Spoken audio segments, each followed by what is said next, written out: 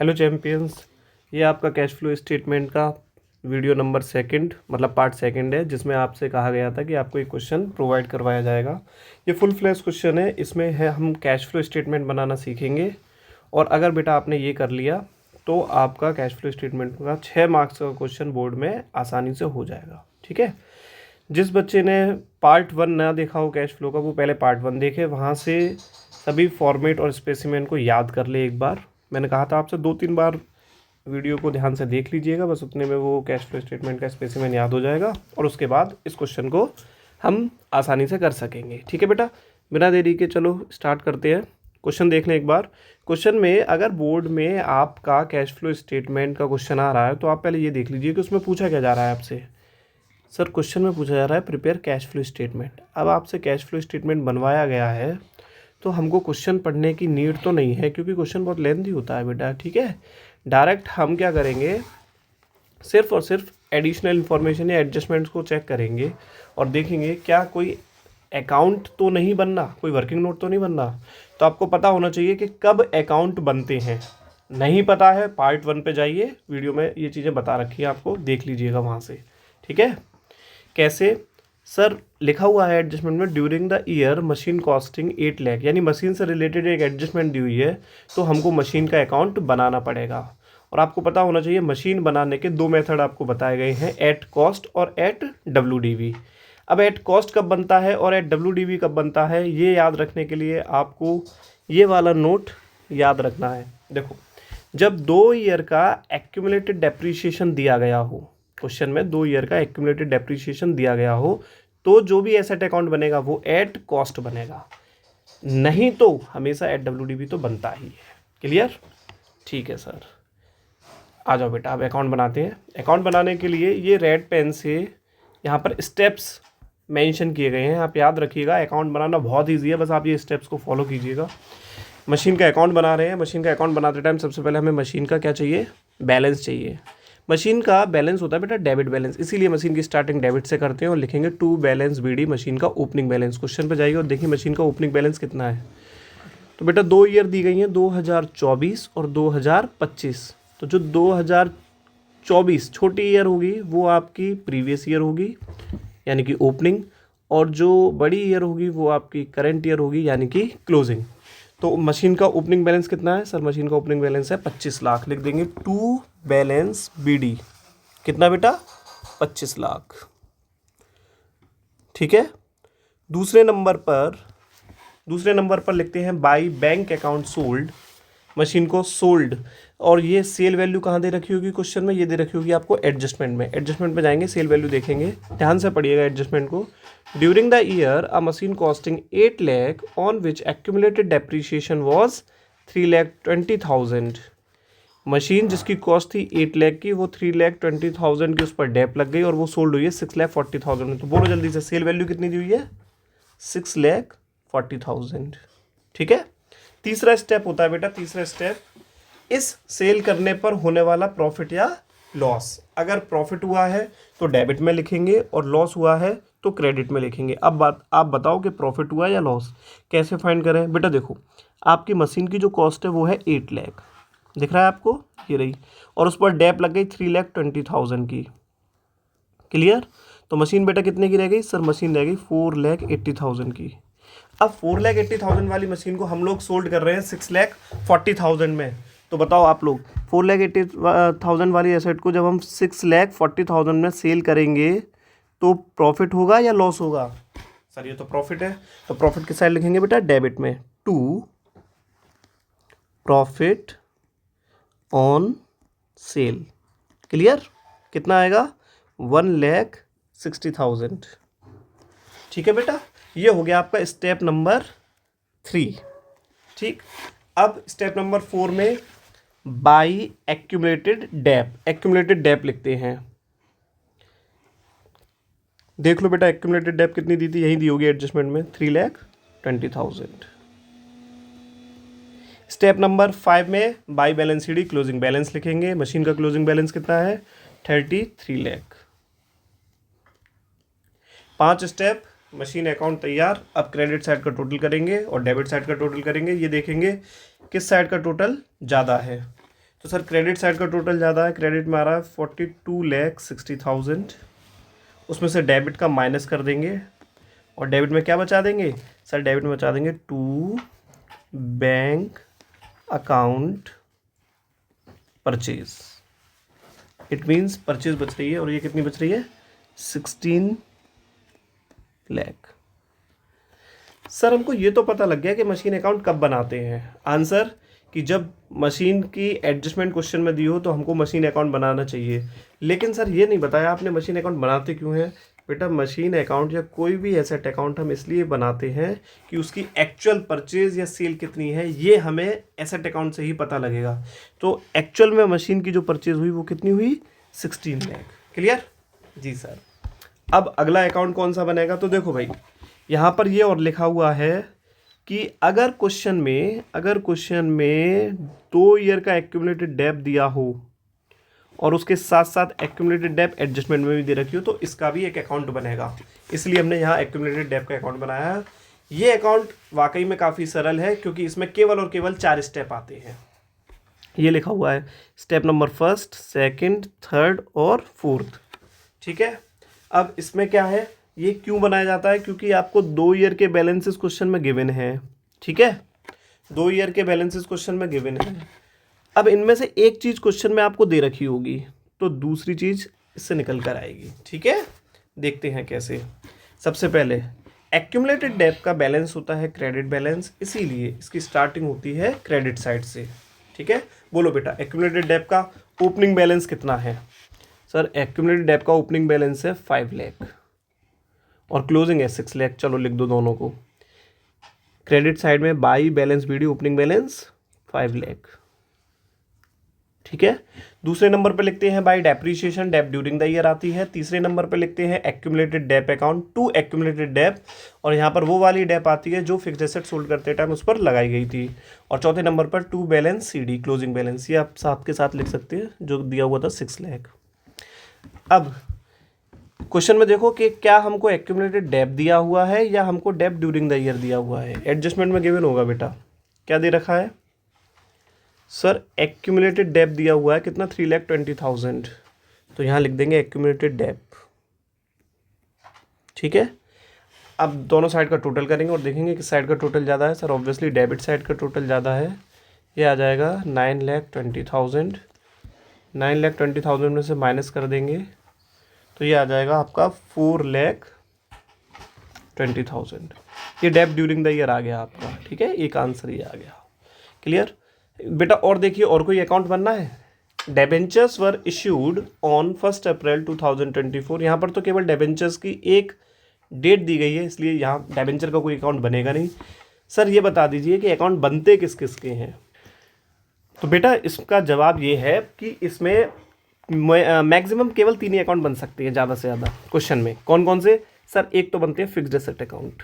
कब बनते हैं, जब क्वेश्चन में फिक्स्ड एसेट से रिलेटेड कोई भी एडिशनल इन्फॉर्मेशन दी हो तो फिक्स्ड एसेट अकाउंट बनेगा। और क्यों बनेगा, एसेट खरीदी या बेची ये वैल्यू को फाइंड करने के लिए। ठीक है, दूसरा बनता है बेटा आपका एक्यूमुलेटेड डेब्ट अकाउंट। ये केवल उसी केस में बनता है जब क्वेश्चन में 2 ईयर के एक्यूमुलेटेड डेब्ट दिए हों और नीचे एडजस्टमेंट में भी एक्यूमुलेटेड डेब्ट का जिक्र हुआ हो। ठीक है, और ये क्यों बनता है, ये बनता है डेब्ट ड्यूरिंग द ईयर को फाइंड करने के लिए। सर डेब्ट ड्यूरिंग द ईयर की क्या नीड है, ये ऑपरेटिंग एक्टिविटी का आइटम है, इसलिए हमको ये एक्यूमुलेटेड डेब्ट अकाउंट बनाना पड़ेगा। क्लियर सर, आपने 3 बताए थे। हाँ बेटा तीसरा एक और, तीसरे अकाउंट का नाम है provision for tax account. Sir ये कब बनेगा प्रोविजन फॉर टैक्स, बेटा जब ये 2 ईयर का प्रोविजन फॉर टैक्स दिया हो। सर दिया है, आपने तो नहीं बनाया बेटा, आगे तो सुनो पहले। 2 ईयर का प्रोविजन फॉर टैक्स दिया हो, उसके साथ साथ नीचे एडिशनल इन्फॉर्मेशन में भी प्रोविजन फॉर टैक्स गिवन हो, मतलब टैक्स की कोई इन्फॉर्मेशन तो गिवन होनी ही चाहिए, तब प्रोविजन फॉर टैक्स अकाउंट बनेगा। इसमें गिवन नहीं है इसलिए प्रोविजन फॉर टैक्स अकाउंट नहीं बना। ठीक है जी सर। जब अकाउंट आपके प्रिपेयर हो जाए एग्जाम में तब तुरंत आप क्या करिए, नेक्स्ट पेज पे जाइए कॉपी के और वहाँ पर अपना कैश फ्लो स्टेटमेंट बना लीजिए। ठीक है, ये आपके सामने बना लिए कैश फ्लो स्टेटमेंट। ठीक है, और आपको पता होना चाहिए कैश फ्लो स्टेटमेंट में टोटल 3 एक्टिविटी होती है, ऑपरेटिंग, इन्वेस्टिंग, फाइनेंसिंग। कोई भी बच्चा, मेरा बच्चा ध्यान रखिएगा, कोई भी बच्चा कैश फ्लो को तब अटेम्प्ट बड़ी आसानी से कर सकता है जब उसे इसका फॉर्मेट याद हो। तो प्रीवियस वीडियो में आप जाके देख सकते हैं, इसका फॉर्मेट पूरा लिखवा रखा है आपको, वहाँ से आप उसे याद कर लीजिए।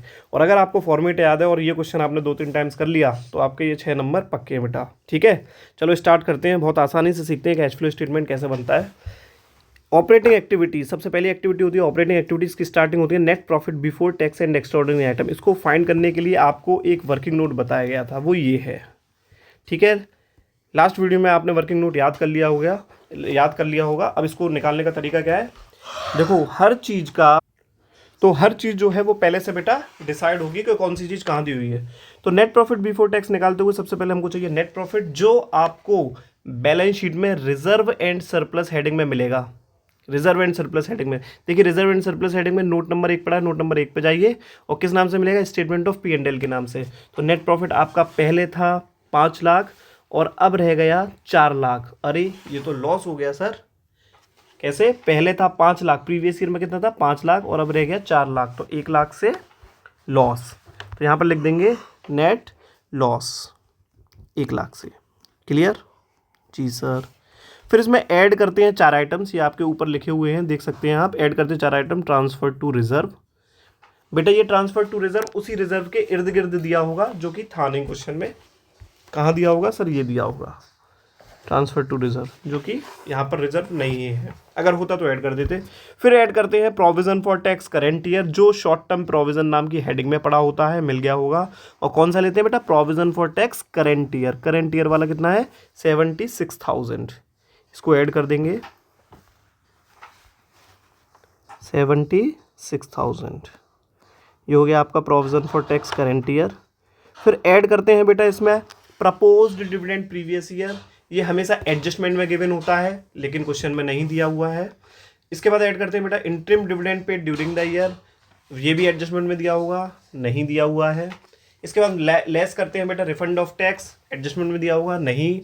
लेस करते हैं बेटा एक्स्ट्राऑर्डिनरी आइटम, वो भी नहीं दिया हुआ। इसका मतलब बस इतना ही आपका net profit before tax and extraordinary item से रिलेटेड चीज़ें दे रखी हैं। तो ये बेटा कितना आ जाएगा आपका, बताओ जल्दी से। ये आ जाएगा सर 24,000, और ये 24,000 किसके आएंगे बेटा, माइनस के आएंगे, है ना, इसीलिए यहाँ लिख देना 24,000। बताओ मुझको, आपको net profit before tax and extraordinary item समझ में आ गया जी सर। अब अगली हेडिंग होती है इसमें एडजस्टमेंट्स, और एडजस्टमेंट को करने के लिए आपको प्रीवियस वीडियो में बताया गया होगा, इसमें टोटल 7 नॉन कैश और नॉन ऑपरेटिंग एक्सपेंसेस होते हैं और 4 नॉन ऑपरेटिंग इनकम्स होती हैं। 7 और 4 टोटल 11 पॉइंट्स आपको याद होने चाहिए, जिसमें depreciation, amortisation, goodwill, patent, trademark, return of interest paid, इस तरीके से काफ़ी आइटम्स दे रखे होंगे। अब इसको एक तो पहले आपको ये एडजस्टमेंट्स याद होनी चाहिए, और उसके बाद इसको करेंगे कैसे। तो आप अगर इसको करना चाहते हैं तो आप क्वेश्चन में नीचे से ऊपर की तरफ जाइएगा, आपको ये चीज़ें मिलती चली जाएंगी। देखो मैं बताता हूँ कैसे। डिबेंचर्स आते हैं उसमें सर, नहीं डिबेंचर्स नहीं आते। During a year machine costing, हाँ डेप आती है सर, हाँ डेप आता है, डेप भी आता है और लॉस ऑन सेल या प्रॉफिट ऑन सेल भी आता है।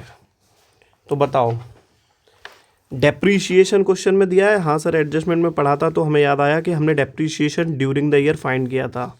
याद रखिएगा एडजस्टमेंट्स में एक्यूमुलेटेड डेप कभी नहीं आता, क्या आता है, डेप्रीशिएशन ड्यूरिंग द ईयर आता है। क्या आता है बेटा, डेप्रीशिएशन ड्यूरिंग द ईयर, जो कितना था उस अकाउंट से हमने निकाला था 4,20,000, तो लिख देंगे डेप्रीशिएशन ड्यूरिंग द ईयर 4,20,000। ठीक है बेटा। इसके बाद और देखेंगे और क्या दिया है सर, और दिया था आपने बताया था सर प्रॉफिट या लॉस ऑन सेल आता है, तो प्रॉफिट ऑन सेल हुआ था, profit on sale of machine. कितना profit on sale of machine हुआ था, इसको कहाँ ढूंढेंगे बेटा, अकाउंट में देखा था हमने, प्रॉफिट ऑन सेल है ये रहा 1,60,000, तो यहाँ लिख देंगे 1,60,000। आपको पता होनी चाहिए पूरी एक्टिविटी में, पूरी ऑपरेटिंग एक्टिविटी में जो भी घाटे होते हैं वो प्लस किए जाते हैं और जो फ़ायदे होते हैं वो माइनस किए जाते हैं। प्रॉफिट एक फ़ायदा, इसलिए इसको क्या करेंगे बेटा, माइनस कर देंगे। ठीक है, और देखेंगे ऊपर की तरफ के और क्या क्या दे रखा है। देखिए यहाँ तक हम पहुँच चुके हैं। इसके बाद और क्वेश्चन में क्या क्या गिवन है, एक्यूमुलेटेड डेप नहीं आएगा, मशीन नहीं, डिबेंचर्स नहीं आते, लेकिन हाँ डिबेंचर्स से पहले ये 8% दे रखा है। तो बताओ बेटा, डिबेंचर्स से पहले जो परसेंटेज दी होती है उसे क्या बोलते हैं हम लोग, सर उसे बोलते हैं इंटरेस्ट। और डिबेंचर्स पर इंटरेस्ट पे किया जाता है, इसीलिए हम डिबेंचर्स पर इंटरेस्ट पे करेंगे। और इंटरेस्ट पेड एडजस्टमेंट का एक आइटम है, इंटरेस्ट पेड को प्लस करते हैं, है ना, घाटा है इसलिए। अब सर ये तो बता दीजिए कि ये इंटरेस्ट 8 लाख पर कैलकुलेट करें या 5 लाख पर करें। तो बेटा इसके लिए कंसेप्ट, पूरा कंसेप्ट बता दे रहा हूँ। ये देखिएगा कि क्या क्वेश्चन में डिबेंचर से रिलेटेड एडजस्टमेंट के अंदर कोई डेट गिवन है क्या? इस क्वेश्चन में दी हुई है, क्या दी हुई है? डिबेंचर्स वर इशूड ऑन 1 अप्रैल 2024। कौन सी डेट है, ओपनिंग है या क्लोजिंग है? आंसर आ रहा है बच्चों का सर ये ओपनिंग डेट है। अगर ओपनिंग है तो जो भी इंटरेस्ट फाइंड करेंगे वो करेंगे क्लोजिंग पे। सर क्या कह रहे हैं? हाँ, अगर ओपनिंग नीचे डेट दे रखी है तो इंटरेस्ट पे की जाएगी क्लोजिंग पे, और अगर नीचे क्लोजिंग डेट दे रखी होगी तो इंटरेस्ट पे की जाएगी ओपनिंग पे। याद रखिएगा जी सर। और सर अगर डेट ना दी हो, अगर डेट नहीं दी हो तो हमेशा ओपनिंग पर। क्लियर जी सर। तो अब 8% हम फाइंड करेंगे 8 लाख पर, है ना, क्योंकि डेट हमको ओपनिंग दी है तो निकालेंगे क्लोजिंग पर। तो बताओ जल्दी से, इंटरेस्ट पेड कितना आएगा? चलो कैलकुलेट करके बताओ, इंटरेस्ट पेड कितना आएगा? सर इंटरेस्ट पेड आएगा 8 लाख का 8%, ये आ गया आपका 64,000। ठीक है, इंटरेस्ट पेड है, घाटा है, इसलिए इसको हम ऐड करेंगे। यहाँ तक मेरे बच्चे समझ में आ गया जी सर। अब क्या करेंगे, net profit before tax and extra ordinary item में इन सभी एडजस्टमेंट्स को ऐड और लेस करने के बाद जो बचेगा उसे बोलेंगे operating profit before working capital changes. तो बताओ, इन सभी को ऐड करने के बाद, ऐड और लेस करने के बाद, क्योंकि ये दोनों प्लस होंगे और ये उसमें से माइनस हो जाएंगे, माइनस माइनस वाले एक तरफ जोड़ लीजिए और प्लस प्लस वाले एक तरफ, फिर एडजस्ट करके लिख दीजिए। बताओ बेटा कितना आएगा? ये आएगा सर 3 लाख। यहाँ तक आ गए। इसके बाद क्या करेंगे, इस operating profit before working capital changes में 2 चीज़ों को ऐड करते हैं और 2 चीज़ों को लेस करते हैं। इसको याद कर लेना आप लोग, decrease in C and increase in C L को ऐड करना है और increase in C A decrease in C L को लेस करना है। और इस हेडिंग को करने के लिए हमें सिर्फ और सिर्फ सी ए सी एल पर जाना है। क्वेश्चन में सी ए सी एल पर जाओ। बताओ बेटा, सी ए सी एल आपको पता होगा, ट्रेड पेबल, ये सी एल होता है, दे रखा है ट्रेड पेबल। ट्रेड पेबल देखो बेटा, ओपनिंग में कितना था सर 1 लाख, और क्लोजिंग में कितना हो गया सर 1,50,000। तो बताओ मुझको, 1 लाख से 1,50,000 हो गया, ये क्या है सर? ये इंक्रीज हो रहा है 50,000 से, इंक्रीज इन सी एल। अब इंक्रीज इन सी एल के नीचे लिख देंगे हम इसको, इंक्रीज इन सी एल कितना दे रखा है? 50,000। क्लियर? ऐसे ही आगे क्या दे रखा था सर? अब दे रखा है शॉर्ट टर्म प्रोविजन। आपको बता दें बेटा, शॉर्ट टर्म प्रोविजन सीएल में कंसीडर नहीं करेंगे। क्यों? क्योंकि शॉर्ट टर्म प्रोविजन में तो प्रोविजन फॉर टैक्स दिया था सर, ये तो हो चुका। ठीक है, तो अब ये नहीं आएगा। इसके बाद क्या आएगा? Current investment. ओ ये भी आप याद रखिएगा, करेंट इन्वेस्टमेंट और कैश एंड कैश इक्विवेलेंट, ये दोनों ना तो ऑपरेटिंग में आते, ना इन्वेस्टिंग में आते, ना फाइनेंसिंग में आते। इनके लिए एक अलग से एक्टिविटी बनी हुई है जिसका नाम है कैश एंड कैश इक्विवेलेंट। तो ये कैश एंड कैश इक्विवेलेंट में जाएंगे, इसके अलावा कहीं नहीं जाएंगे। ठीक है, तो करंट एसेट में इन्वेस्टमेंट भी नहीं आएंगे और कैश एंड कैश इक्विवेलेंट भी नहीं आएंगे। तो क्या बचेगा? इन्वेंट्री। हाँ सर, ये आएगा। पहले कितनी थी? 4 लाख, अब कितनी हो गई? 8 लाख। 4 लाख से इंक्रीज, इसे क्या बोलेंगे? इंक्रीज इन सी ए। इसे इंक्रीज इन सी ए में लिख देंगे। और इंक्रीज इन सी ए का लिखा है सर, ये लिखा हुआ है 4 लाख। ठीक है, हमने सभी सी ए और सी एल को देख लिया है। सी ए सी एल को देखने के बाद टोटल इनका बाहर लिख देंगे। ये 50,000 होगा, ये 4 लाख, इसको माइनस करना है तो इसको माइनस कर देंगे। अब 3,50,000 प्लस, और इसमें से 4 लाख जब माइनस करेंगे तो माइनस का 50,000 बचेगा। ठीक है, माइनस का 50,000। अब इसमें से लेस करेंगे नेट टैक्स पेड, क्वेश्चन में दिया होगा। और बेटा जी आपके लिए नोट में पहले ही प्रोवाइड कर दिया गया है, आपको याद रखनी है ये बात भी। जब 2 ईयर का प्रोविजन फॉर टैक्स दिया हो, 2 ईयर का इस क्वेश्चन में दिया है, तो करेंट ईयर को नेट प्रॉफिट में ऐड करेंगे। ये आपने किया था यहाँ पर, ये ऐड किया है ना। और प्रीवियस ईयर को कैश जनरेटेड में से लेस करेंगे। तो ये जो cash generated from operating activity से लेस करना है नेट टैक्स पेड, ये कौन सा वाला लेना है? जल्दी से बोलो, कौन सा वाला लेना है सर प्रीवियस ईयर वाला, तो उठा लो बेटा। प्रीवियस ईयर में कितना दिया हुआ है, ये दिया है सर 56,000, तो लेस कर देंगे नेट टैक्स पेड के नाम से 56,000, ठीक है, इसको भी लेस कर देंगे।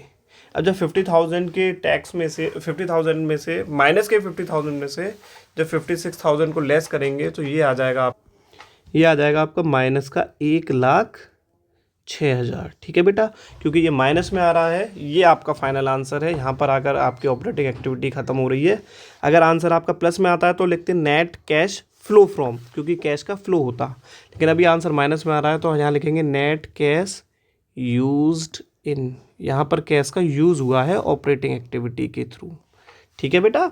ये आपकी एक एक्टिविटी हो गई। अब activity number second, investing activity, जो सबसे सरल है। बस आपको क्या करना है बेटा, मेरे 5 पॉइंट को याद रखना है। मैं बोल रहा हूँ वो मैंने आपको लास्ट वीडियो में प्रोवाइड भी किए हैं।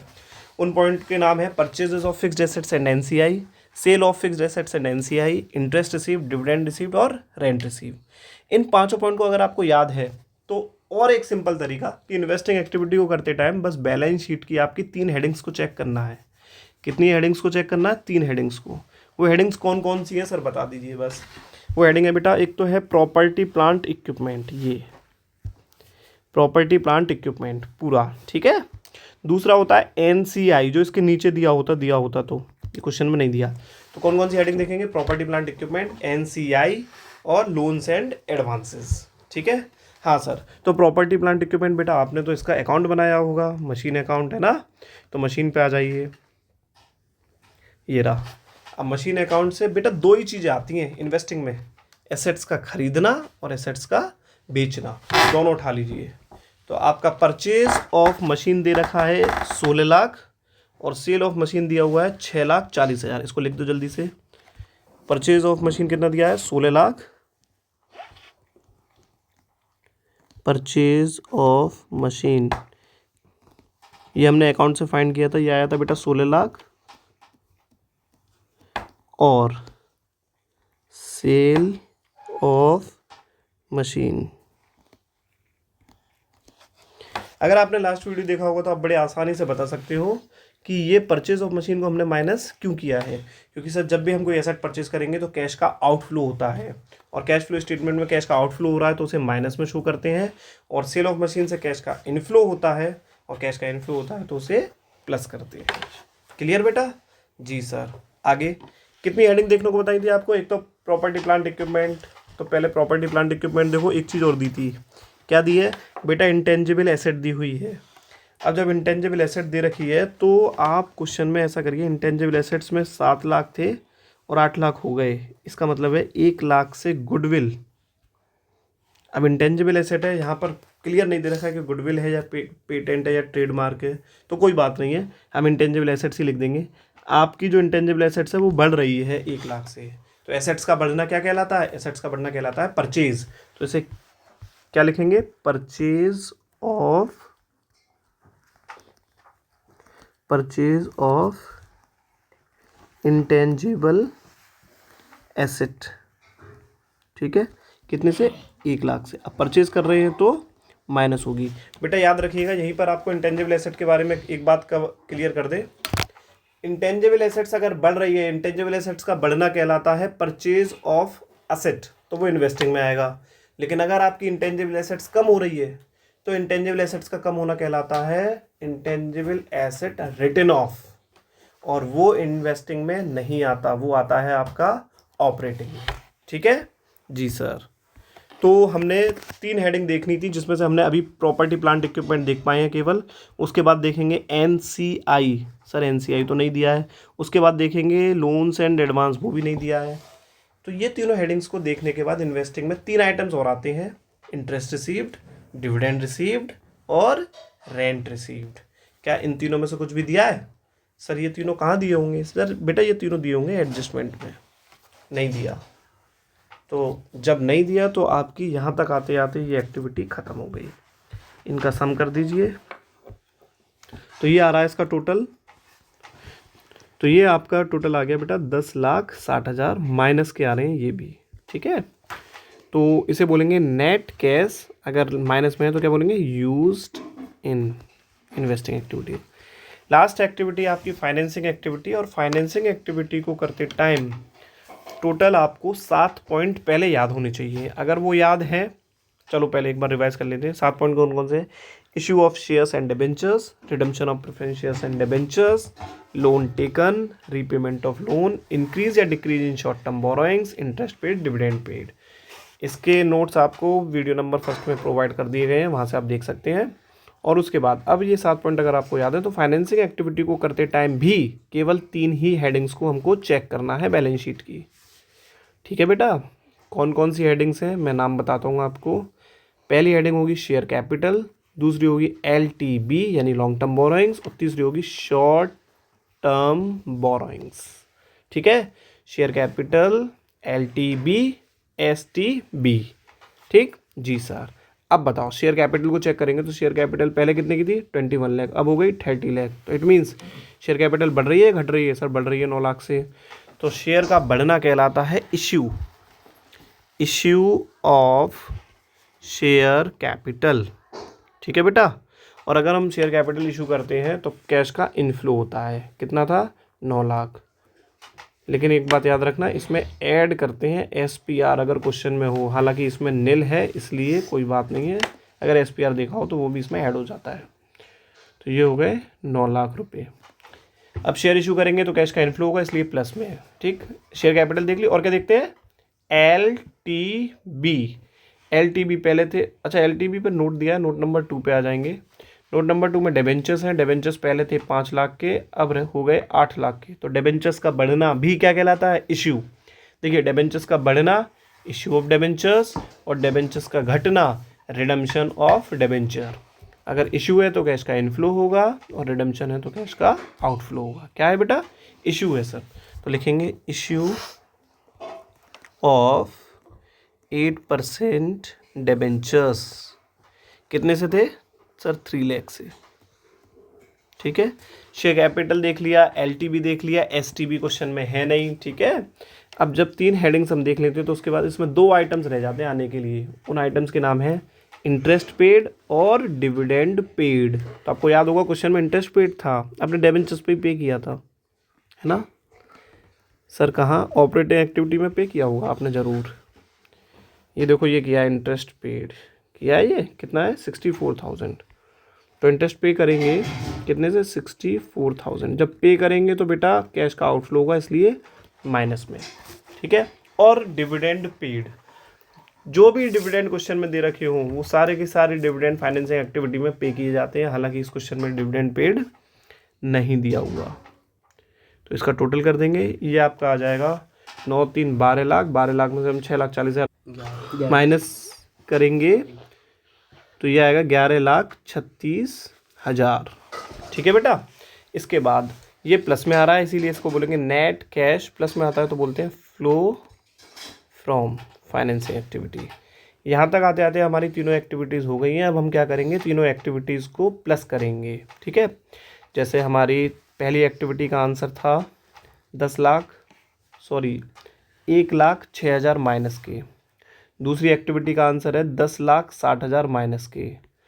1,06,000 माइनस के और 10,60,000 माइनस के। ठीक है, इन दोनों को एक जगह प्लस कर लेंगे तो ये हो गए हमारे 11,66,000। अब इस 11,66,000 में से जब हम 11,36,000 प्लस के ऐड करेंगे या माइनस हो जाएंगे ऑब्वियसली, तो जो बचेगा वो माइनस में बचेगा बेटा, हमारा आंसर है ना। और माइनस में आएगा हमारा 30,000 रुपया। तीनों एक्टिविटी का सम अगर माइनस में आता है तो हम उसको नाम देंगे नेट डिक्रीज। ठीक है, और अगर पॉजिटिव आएगा तो नाम देंगे नेट इंक्रीज। ठीक, पूरा नाम होता है net decrease in cash and cash equivalent. हम नेट डिक्रीज लिख सकते हैं, कोई बात नहीं है। और इसमें ऐड करते हैं लास्ट में opening cash and current investment. Opening cash and opening current investment है ये। ठीक है, जो क्वेश्चन के अंदर दिया होगा।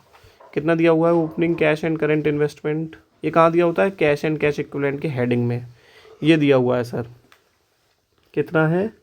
ओपनिंग कैश है आपका ये 78,000 और ओपनिंग करेंट इन्वेस्टमेंट भी 78,000। तो दोनों 78,000 दिए हुए हैं तो इनको ऐड कर देंगे। ओपनिंग कैश बताया आपने 78,000 प्लस क्लोजिंग कैश बताया आपने 78,000, तो इन दोनों का जो सम आएगा वो आ रहा है 1,56,000। अब माइनस के 3 लाख में से माइनस के 30,000 में जब 1,56,000 को ऐड करेंगे तो ये आ जाएगा बेटा, ये आपका प्लस में आएगा 1,26,000। ठीक है, ये हो गया आपका closing cash and current investment. अगर मेरा बच्चा आप जानना चाहते हो कि आपका ये सही है या नहीं, तो closing cash and current investment का बैलेंस क्वेश्चन में भी दिया होगा, देख लो क्लोजिंग का कितना कितना था।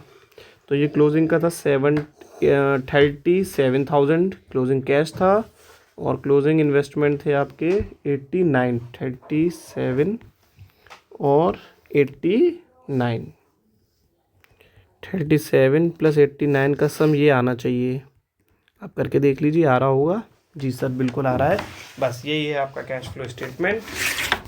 इसको कम से कम आप 2 बार ज़रूर रिवाइज कर लें, इसका पार्ट 1 ज़रूर देख लें 2-3 टाइम्स। अगर आपको इसका पूरा फॉर्मेट याद हो जाता है तो ये कैश फ्लो स्टेटमेंट आपको पूरे 6 नंबर दिलवा देगा। और आप ऐसे ही वीडियो के साथ जुड़े रहिए, और अगर अच्छा लगा हो तो लाइक कीजिएगा, शेयर कीजिएगा अपने दोस्तों के साथ, और सब्सक्राइब कीजिएगा। ठीक है, थैंक यू, बाय बाय।